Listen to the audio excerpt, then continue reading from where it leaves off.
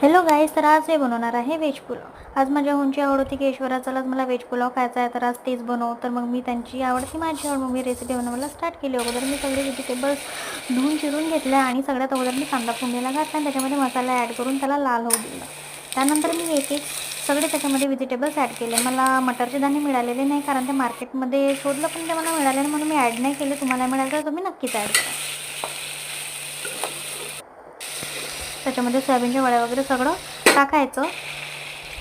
अंदाजानुसार मी सगळं काही डिस्क्रिप्शनमध्ये 1 बाय 1 मेन्शन केलेलं आहे, तुम्ही विजिट करून चेक करून तर त्यापैकी बनवू शकता।